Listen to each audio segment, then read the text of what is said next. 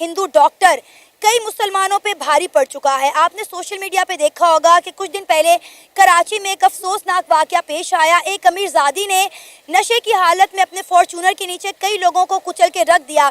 کئی لوگ اپنی زندگی کی بازی ہار گئے. بعد میں یہ ثابت کرنے کی کوشش کی گئی کہ وہ لڑکی جو ہے ذہنی مریضہ تھی, لہٰذا بیماری کی حالت میں وہ گاڑی لے کر گھر سے فرار ہو گئی, جس کی وجہ سے یہ حادثہ پیش آیا. لیکن ایک ہندو ڈاکٹر نے بغیر کسی دباؤ میں آئے سچ پوری دنیا کے سامنے کھول کر رکھ دیا. چنی لال جو کہ ایک ہندو ڈاکٹر ہیں, انہوں نے پوری دنیا کو باور کرا دیا, یہ بتا دیا کہ لڑکی کوئی دماغی مریضہ نہیں ہے بلکہ نشے کی حالت میں وہ ڈرائیو کر رہی تھی, جس کی وجہ سے یہ حادثہ پیش آیا. اسی مدعے پہ بات کرنے کے لیے ہمارے ساتھ ایک ڈاکٹر موجود ہیں. السلام علیکم. وعلیکم السلام. ڈاکٹر صاحب کیسے ہیں آپ؟ الحمدللہ آئی ایم فائن. آپ نے یہ واقعہ سنا ہوگا کراچی میں جو 2-3 دن پہلے کا افسوسناک واقعہ پیش آیا. ایک امیر زادی نے نشے کی حالت میں اپنے فارچونر کے نیچے کئی لوگوں کو کچل دیا. کیا کہنا چاہیں گے پہلے آپ اس سارے معاملے کے اوپر؟ جی بالکل, بہت ہی دل خراش واقعہ تھا, اور جو لوگ پہلے سے قانون پر اتنا بھروسہ نہیں کرتے, اس پورے سینیریو نے ان کے جذبات میں مزید اضافہ کیا ہے کہ وہ اس بات پر آپ منوعن یقین کر لیں کہ اس ملک میں انصاف کے لیے کوئی جگہ نہیں رہی. اس کے ساتھ ساتھ میں کوئی اور مسلمان بولے نہ بولے, آئی ول سیلیوٹ ڈاکٹر چنی لال جی.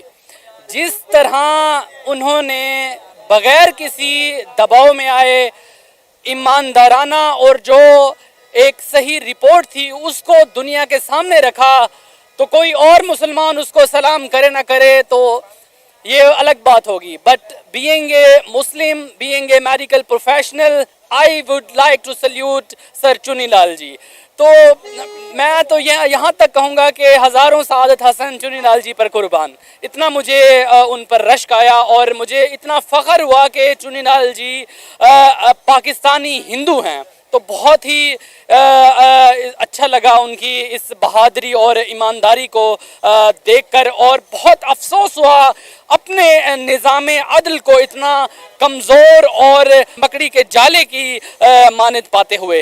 تو بہت سے سبق ہیں جو آپ اس پورے سینیریو کو دیکھ کر سیکھ سکتے ہیں. ثنا دیکھیں, ایک امیر زادی نے یہ کام سر انجام دیا. صرف سوشل میڈیا کا ایک ایسا پلیٹ فارم آپ کو دکھائی دیا جس پر اس چیز کو ہائی لائٹ کیا گیا اور لوگوں کی توجہ دلائی دی. اگر آج سوشل میڈیا پلیٹ فارم نہ ہوتا تو میرے خیال میں ہمارے جو مین سٹریم میڈیا چینلز ہیں وہ بھی اتنا آگاہی پرووائڈ نہ کر پاتے, اور کسی قسم کا کوئی کمپرومائز ان کا بھی ہو جاتا. جو ٹاپک کی طرف آتے ہیں, جیسا کہ میں نے بولا کہ آئی ایم ایف کہیں ہماری ناک کی لکیریں نکلواتا ہے کہ بھائی $3 بلین تب دوں گا جب یہ بھی شرط مان لو گے, یہ بھی شرط مان لو گے, بجلی کا بل بھی بڑھا دو گے, اس کے علاوہ مہنگائی بھی آپ اپنے ہماری مرضی سے جو ریٹ ہوگا, دودھ کا ریٹ بھی ہماری مرضی سے ہوگا, چاول کا ریٹ بھی ہماری مرضی سے ہوگا. دوسری سائڈ پہ آئی ایم ایف, یہ ہمارا نیبر انڈیا ہے, اس کی ریکویسٹ کرتا نظر آتا ہے کہ آپ نے جو پابندی لگائی ہے آپ اس کو ہٹا دیں, ادروائز امریکہ میں جو سے ہے قیمتیں بڑھ جائیں گی. کیا کہنا چاہیں گے؟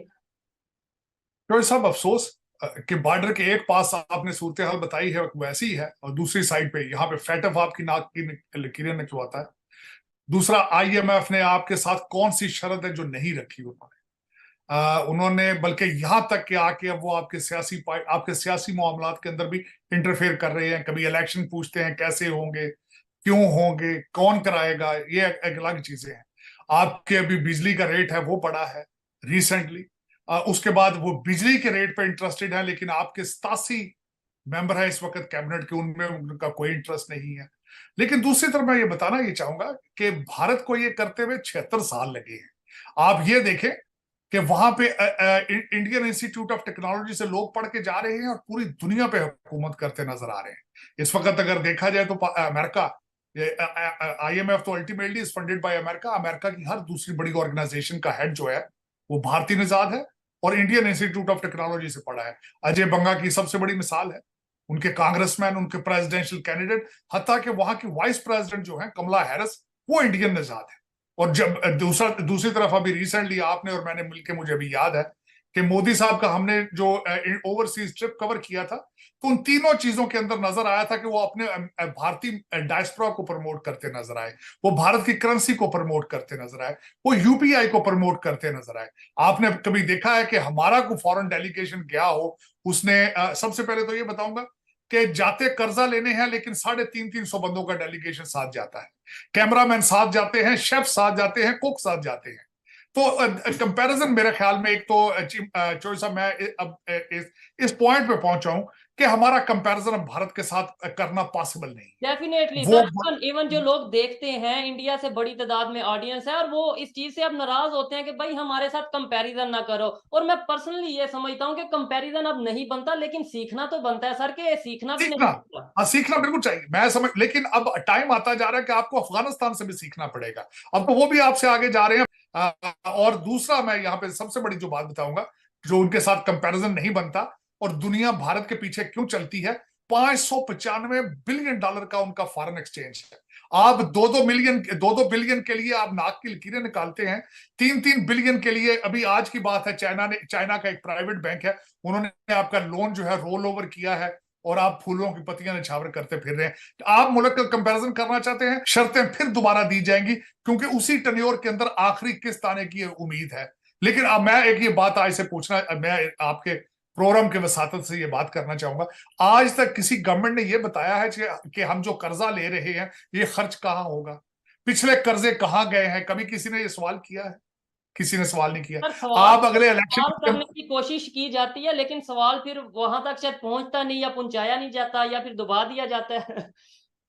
दबा तर हकीकत लोगों को इस वक्त नॉलेज बहुत है, लेकिन मैं आप बल्कि एक और, इस वक्त लोग बातें कर रहे हैं एग्रीकल्चर रेवोल्यूशन की, इस वक्त बातें कर रहे हैं जी हम कशकोल तोड़ देंगे, लेकिन किसी ने आज तक अकाउंटेबिलिटी की बात की है?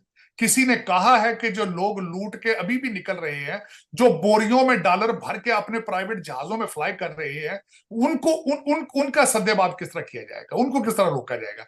मैं हमेशा इस बात पे एग्री करता हूं चोर साहब, क्योंकि मैं बायसीते तालीम, मैं एक वकील हूं। सोसाइटी के अंदर सजा एक कानून के अंदर एक सजा जो है, उसके बगैर आप लॉ एंड ऑर्डर मेंटेन नहीं कर सकते। इस मुल्क के अंदर तरक्की नहीं हो सकती जब तक आप करप्शन के ऊपर क्रैकडाउन नहीं करेंगे। ये जो जिनकी आप आईएमएफ की बातें कर रहे हैं, ये सारा कर्जा, जब कर्जे आते हैं, आधा कर्जा तो वहां से आता ही नहीं है, वही अकाउंटों में एडजस्ट हो जाता है। क्योंकि वजह यह है कि जो कर्जे लाने वाले हैं सारे, ये इनके बच्चे बाहर बैठे हैं, टोरंटो में बैठे हैं, लंदन में बैठे हैं, उन्हीं के लिए आईएमएफ से पैसे ले रहे हैं। लोकल आपके लिए या मेरे लिए तो ये कर्जा नहीं लिया जा रहा। लेकिन अब मैं जो अगली बात ये करना चाहूंगा कि आपने अगली बात की थी कि मोदी साहब ने अपनी कौम के साथ क्या वादे कर रहे हैं। इस वक्त अगर देखा जाए, यहाँ पे मैं एक चीज कहना चाहूंगा कि कुछ लोगों को थोड़ा अजीब लगता है पाकिस्तान से, कि भाई क्या हर टाइम इंडिया इंडिया इंडिया, लेकिन आईएमएफ की अगर बात हो रही है, आईएमएफ से पैसे लेने की बात हो रही है, तो मैं पिछले दिनों एक जगह पे पढ़ रहा था, पता नहीं आप इसको अगर मतलब थोड़ा सा करेक्ट करिएगा, कि अगर हमें आईएमएफ से लोन भी मिलता है, वो भी इंडिया की परमिशन के बगैर नहीं मिलता। इसके अंदर आप क्या ऑथेंटिसिटी समझते हैं? मैं ये कहीं पे पढ़ा, मुझे बड़ी मैं चोइसा वॉशिंगटन डीसी में बैठा हूं, मैं इसकी गारंटी करता हूं इस बात की कि इंडिया की मर्जी के बगैर आपको आईएमएफ लोन नहीं दे सकता, ना देता है। बशानी साहब, आज अमेरिका के अंदर भारत के डिफेंस मिनिस्टर मौजूद हैं और एक एग्रीमेंट इंडिया ने किया है जिसे सोसा के नाम से जाना जा रहा है। इस एग्रीमेंट के तहत कहा जा रहा है कि सिक्योरिटी ऑफ सप्लाई अरेंजमेंट, कि इंडियन और अमेरिकन फौजें जो हैं वो एक दूसरे को हर जगह पे सपोर्ट करेंगी। पिछले साल इंडिया के वज़ीर-ए-आज़म जब अमेरिका गए थे तो एक comprehensive global strategic partnership India और अमेरिका ने साइन की थी। मेरे साहब, आपको क्या लगता है, इंडिया को अगर अमेरिकी फौज हर मुकाम पे सपोर्ट करती है, ये कितना कोई हिस्टोरिकल चीज़ है? और दूसरा, उस वक्त में जब चाइना जो है वो एक मेजर इंडिया के लिए प्रॉब्लम है। दूसरी तरफ मेरे साहब ये भी बताइएगा कि पाकिस्तान से क्या कोई मुल्क इस तरह का एग्रीमेंट साइन कर सकता है? चाइना जो है वो भी जारी बात है मुश्किल में है, उसके लिए भी चैलेंजेस मौजूद हैं, हमारे लिए भी चैलेंजेस हैं कि अगर इंडिया को अमेरिका इस लेवल पे सपोर्ट करने लगेगा तो पाकिस्तान का डिफेंस तो बहुत कमज़ोर हो जाएगा मेरे साहब। तो इस पे ज़रा बताएं कि क्या पाकिस्तान से कोई मुल्क इस पे कोई इस तरह की अपॉर्चुनिटी हमें मिल सकती है, क्योंकि पाकिस्तान तो इस एग्रीमेंट से और मज़ीद इनसिक्योर होता है, और इसकी क्या इम्प्लीकेशंस लगती हैं چائنا اور پاکستان کے حوالے سے یہ جو انڈیا اور امریکہ کی فوجوں کا آپس میں اس طرح کا تعاون ہے؟ دیکھیں جی، اس بات کا مطلب تو یہ نکلتا ہے کہ چونکہ کوئی اس طرح کی ایکٹیویٹی جو ہے اس کی وجہ سے پاکستان کا ڈیفنس کمزور ہو رہا ہے، اس لیے انڈیا اور بھارت یہ کام نہ کریں بلکہ چھوڑ چھڑا کے بیٹھ جائیں کہ نہیں جی اس سے جو ہے یہ نقصان ہو جائے گا۔ وہ اپنا ایک جو ہے اسٹریٹجک ڈپلومیٹک جو ان کی ہو رہی ہے پروگرس مختلف جگہوں پہ اور مختلف فیلڈز میں، یہ اس کی ریفلیکشن ہے۔ اور آپ دیکھ رہے ہیں کہ گزشتہ کئی سالوں سے انڈیا اور بھارت دونوں یہ اعلان کر رہے ہیں کہ وہ ایک اسٹریٹجک پارٹنرشپ نیٹو ٹائپ یا نیٹو سے بھی بیٹر بہت معنوں میں، بلکہ اس سے بھی کئی حوالوں سے، چونکہ نیٹو کا بھی ایک لیمیٹڈ جو ہے وہ مینڈیٹ ہے، تو وہ کرنے کے لیے وہ مختلف قسم کے آپ کو پتہ ہے کہ ایگریمنٹس سائن کر رہے ہیں۔ اور میں سمجھتا ہوں کہ اب جو پاکستانی انالسٹ ہے جو اس طرح کی India Pakistan Bharat strategic alignment اور اس کی جو ایڈوانسمنٹ ہے اس کے بارے میں بات کرتا ہے، اس کو یہ بات ذہن میں رکھنی چاہیے کہ اب یہ نیکسٹ لیول کی بات ہو رہی ہے۔ یہ بنیادی بات تھی آپ کی جو ہے وہ جب امریکہ افغانستان میں تھا، یا آپ کہہ لیں 4-5 سال پہلے تک بھی یہ بات درست تھی کہ آپ یہ دیکھتے کہ یہ جو اب انڈیا اور یونائٹڈ اسٹیٹ آف امریکہ کے درمیان جو ایک نئی صف بندی ہو رہی ہے، ایک نئی جو ہے وہ الائنسز ڈیولپ ہو رہے ہیں، ملٹری اور اکنامک پارٹنرشپ ہو رہی ہے، اس کا پاکستان پہ کیا اثر پڑے گا؟ تو اس وقت تو آپ نے جو ہے اس کوشچن کو کنسیڈر ہی نہیں کیا۔ اب یہ نیکسٹ لیول پہ چلا گیا، اب یہ ہے کہ یہ ایک بہت ہی ٹھوس قسم کا سالڈ آپ سمجھ لیں کہ ایک پارٹنرشپ موجود ہے، خصوصاً جو ایشیا پیسیفک جو کے حوالے سے ہم بات کرتے آئے ہیں بہت عرصے سے، اور جو انٹرنیشنل جہاں کہیں بھی China versus United State of America کہیں اکنامک اسٹریٹجک آپس میں کوئی اگر ٹینشن ہے یا ان ایزینس ہے تو اس میں انہوں نے کئی معاہدے کر کے تو بڑا زبردست طریقے سے جو ہے وہ ایک نیا مینڈیٹ ایک دوسرے کو دیا ہے، جن میں سے ایک یہ بھی ہے، اور یہ پہلے سے ان پلیس ہے۔ آپ دیکھیں نا، اگر آپ ساؤتھ پیسیفک کے حوالے سے جو ہم بات کرتے، جو پارٹنرشپ کی بات ہو رہی ہے گزشتہ 2-3 سالوں سے، اور یہ جو چھوٹے چھوٹے الائنسز بن رہے ہیں آسٹریلیا، جاپان، یہ اس حساب سے، تو وہ سب اسی کو جو ہے وہ ریفلیکٹ کرتے ہیں۔ اب اس کو انہوں نے تھوڑا سا ایک بریف انداز میں جو ہے ایک پیپر پہ لایا ہے، جو کہ الٹیمیٹلی ہونا تھا۔ رہا سوال اس کے امپیکٹ کا، تو میں سمجھتا ہوں کہ اس دوڑ میں پاکستان کہیں آتا ہی نہیں ہے بھائی، پاکستان اس ریس سے باہر ہے۔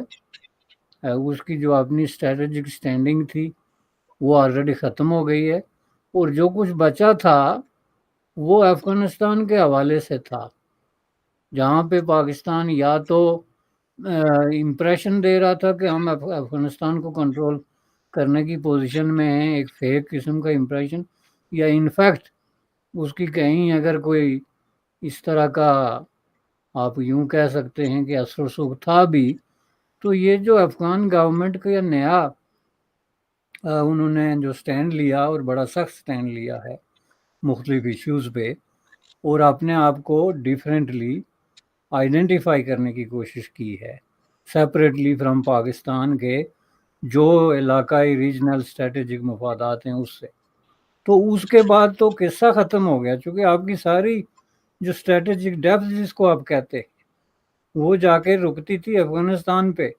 اس حوالے سے آپ کا ایک جو ہے وہ سینٹرل ایشیا میں ایک جگہ ایک سپیس بنتی تھی، اس حوالے سے جہاں پہ جو نئے ابھرتے ہوئے خطرات ہیں جیسے داعش ہے یا اس طرح کی جو ڈیفرنٹ آرگنائزیشن ہیں جو فیوچر میں اس علاقے کی پیس اور سیکیورٹی کے لیے تھریٹ ہیں، ان کو آپ کسی نہ کسی طریقے سے بارگیننگ چپ کے طور پہ یوز کر سکتے تھے، وہ ٹائم اب گزر گیا. اب یہ جو معاہدہ ہوا ہے، اس طرح کے کئی معاہدے نہ صرف آپ دیکھیں گے بلکہ ان پہ عمل بھی